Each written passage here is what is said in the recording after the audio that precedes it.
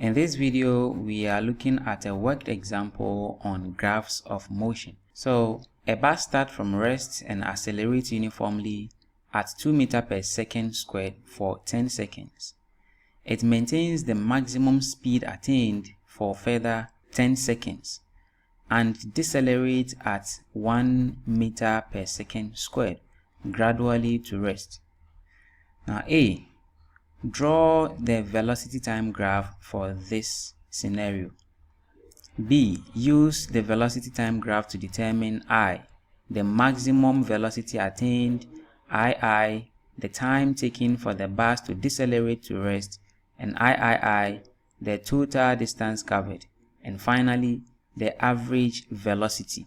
So let's try to deal with the question. So a bus start from rest means that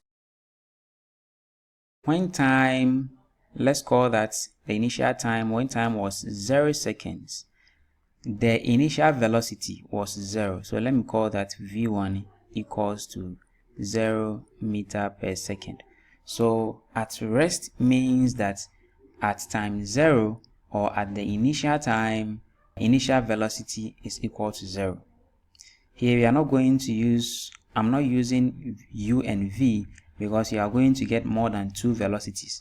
So if it's just two velocities, I can use u and v. But then if they are more than 2, I use v1, v2, v3 and onwards. So after starting from rest, the car proceeded to accelerate at 10 seconds. So at the second time, at the second given time, which is 10 seconds, the car accelerates at 2 meters per second squared. But then we are looking at velocity time graph. We are going to draw a velocity time graph. So we don't need acceleration here. So we have to use the acceleration and the time to determine the velocity at this particular instance. But we know that acceleration is equal to velocity over time. Therefore, velocity can be obtained by multiplying acceleration by time. So to find or obtain our v2, I can just say that v2 is equal to the acceleration a multiplied by the time at that particular instance, which is t2.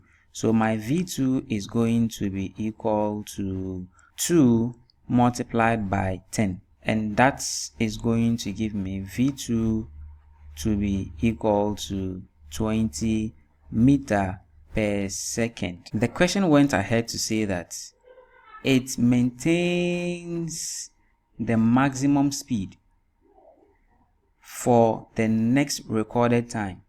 So this speed that we calculated here didn't increase in the next time that was recorded. So at time t3, this is going to be our t3.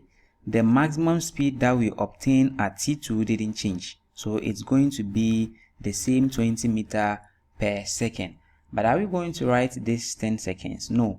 The time was 0, it increased to 10, and from 10 it increased another 10. Therefore, the time at that time keeps adding. So the time at t3 will be 20 seconds. So at t3, time is 20 seconds. And the velocity at t3, let's call that v3, is going to be equal to 20 meters per second, because the question said that it didn't change from t2 to t3.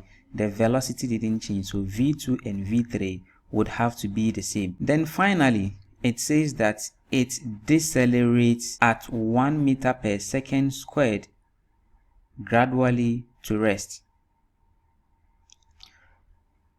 So deceleration means that acceleration is negative acceleration.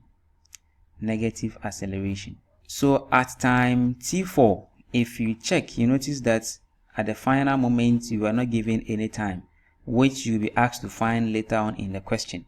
So at time t4, we don't know t4.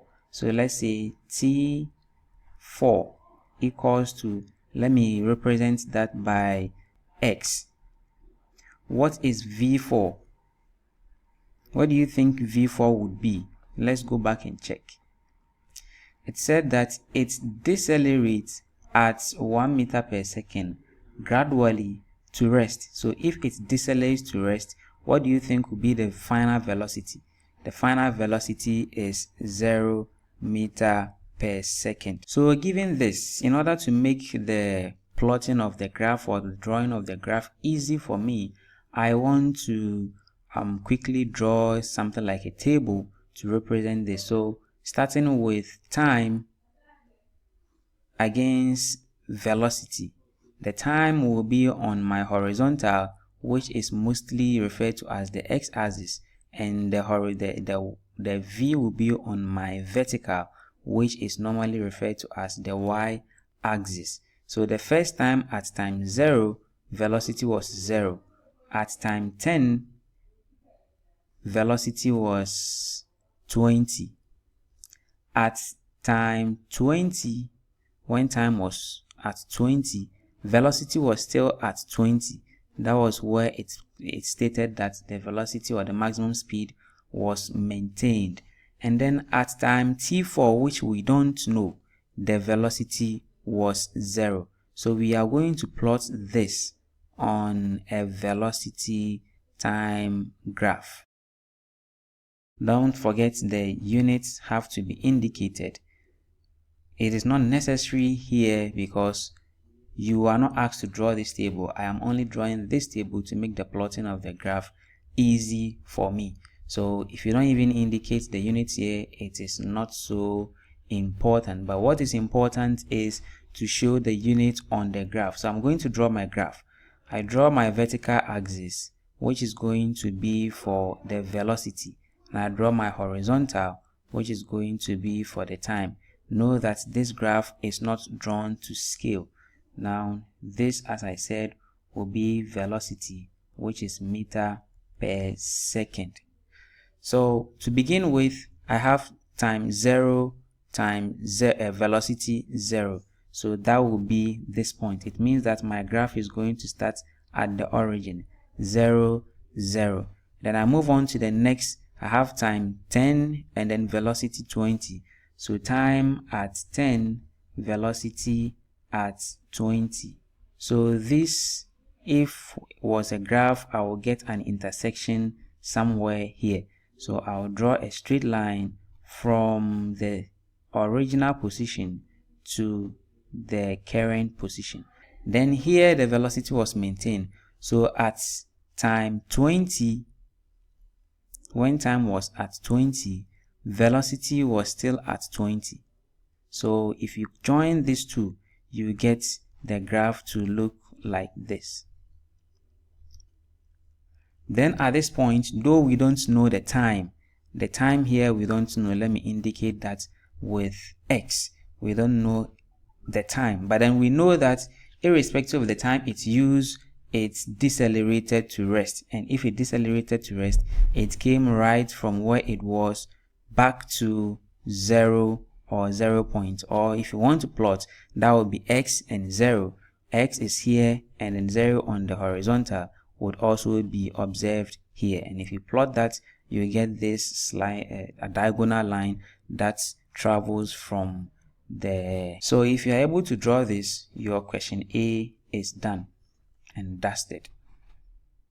So that is question A. We have plotted the information. You have represented the information on a graph. So the next question says we should use the graph to determine the maximum velocity attained.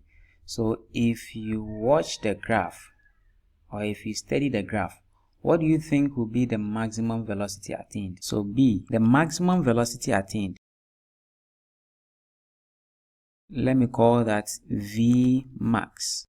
V subscript max, which is maximum velocity, is equal to, the question said, from the graph. So it is even right to start by saying that from the graph, maximum velocity attained, which is V max, is equal to 20 meter per second. Why 20 meter per second? Because the velocity increased to 20 meter per second, and throughout the journey we didn't have any velocity above 20 meter per second again. So using the graph, that is the maximum velocity. Now if you want to calculate the maximum velocity yourself, you can use the initial velocity u, which is 0, the final velocity v, which is 20, and the given acceleration to determine the maximum velocity, which will still give you, everything will go to 0 and leave your v, which will prove that the maximum velocity is actually 0. But then it is evident, sorry, the maximum velocity is 20, but it is evident that on the graph the maximum velocity is 20 because the velocity do not go beyond 20. So the next question says that we are still using the graph to find the time taken for the bus to decelerate to rest. The time taken for the bus to decelerate to rest. So since the question said we should use the graph, this is what I'm going to do. I'm going to analyze the graph. So we are looking for the time taken. We are looking for this x. So we are looking for the time taken to reach here. So since this is not part of A, I'm using a different ink so that you know that it is the different thing from A. Or better, okay, let me just use the graph. So we know that the velocity here at this point, the initial velocity for this part of the journey is 20 meters per second. The final velocity here, okay, let me use u this time around. I'm talking about only two velocities. U, the initial velocity is u, and the final velocity v equals to 0 meters per second. But we're given acceleration for this particular journey as 1 meter per second squared, and the question said that it was decelerating, so the acceleration is negative. It's a negative acceleration if we say it is decelerating. So let's come back to our solution. So II, the time taken for the bus to decelerate. From what we did up there, you could see clearly that we have u to be equal to 20 meters per second. We have A to be negative 1 meter per second squared. Then we have V. We have V to be equal to 0 meter per second. And we are asked to find the time, which is t. Now, using the Suvat equation, from the Suvat equation, it is evident that the missing figure here is S. S is missing, and we know from our previous videos that if S is missing, it means that we are using the first equation. So since S is first, we are using the first equation, which is V equals to U plus AT. So using this formula, V equals U plus AT, our V is 0, our U is 20, plus our A is negative 1, and our time is t. So what is left here is algebra. So I have 0 to be equal to 20 minus t. And if I should group like terms, my t will come to the other side of the equation, and I'll get t to be equal to 20. And time is measured in seconds, so I indicate my unit, which is seconds. So the time taken for the bus or the car to decelerate from 20 meters per second to the resting position is 20 seconds. Now the next question says we should find the total distance covered. We should find the total distance covered. We know from our previous videos that on a velocity time graph, if you want to find the total distance covered, you find the total area under the graph. So let me quickly redraw a graph so that we don't have to go back and forth on that one again. So this was our graph.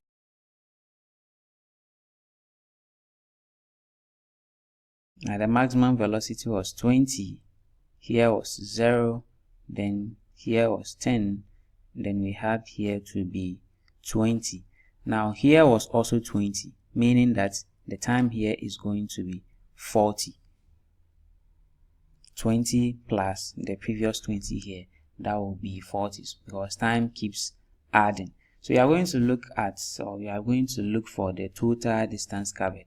And we said in our previous videos that if you are looking for the total distance covered, it means that you are looking for the area under this particular graph. So how do you find the area of this particular graph? What we do is that you identify the plane figure that the graph makes. So if it is a triangle, whatever plane figure, this is one of the simplest questions you can ever get, because this one gives us a very common plane figure, which is trapezium. There are some questions that you would have to break them into so many plane figures before you can get the areas. So this is a very simple plane figure, which is a trapezium. And we said that the total distance covered is equal to area under the graph, and area under the graph is area of the trapezium. So the total distance covered is going to be area of the trapezium. So what's the formula for finding the area of a trapezium? Area of a trapezium is given as 1 over 2 a plus b multiplied by h, where a is the shortest side, b is the longest side, and h is the height of the trapezium. So what is the value of a? A is the distance from here to here. And what is the difference between 10 and 20? That would be 10. The height is the height from 0 to 20. That would be 20. And then b is from 0 to 40. That would be 40. So we have the part of the trapezium dealt with. So our a is here, our b is here, and our h is also here. So we are just going to substitute, and the answer we get gives us the distance, or the total distance covered. So let's continue what we were doing. So we have half a was 10 plus b, which was 40, and multiplied by h, which was 20. So we simplify this. This area is going to give us, let me just say, to reduce this one to 10, and 10 plus 40 will give me 50. 50 multiplied by 10 would give me area to be 500 meters squared. So since we've already mentioned here that the total distance covered is the area under the trapezium, so we state straightforward that therefore, or this implies that the total distance is equal to 500 meters. So this is the total distance covered. And finally, the last question says that we should find the average velocity. We should find the average velocity. Now, how do we find average velocity? Now, from definitions, average velocity is equal to total distance divided by total time. The total distance we obtain from the just ended question as 500 meters divided by the total time. The total time from the graph is 40 seconds. Is 40 seconds. So the total times is 40 seconds. So that will give me, this being simplified, 50 divided by 4. 4 will go into itself, 1 into 5, 1. Remainder 1, I'll put the 1 here, and then 4 into 10 is 2. 2 remainder 2. So I'll bring a decimal point and add 0 to the 2. 4 into 20 is 5. I have my meters here, and then I have my over second here. So that gives me 12.5 meters per second as the average velocity. If you think I'm right, click the like button. And if you think I'm wrong, let me know why I'm wrong in the comment section. Thank you for watching.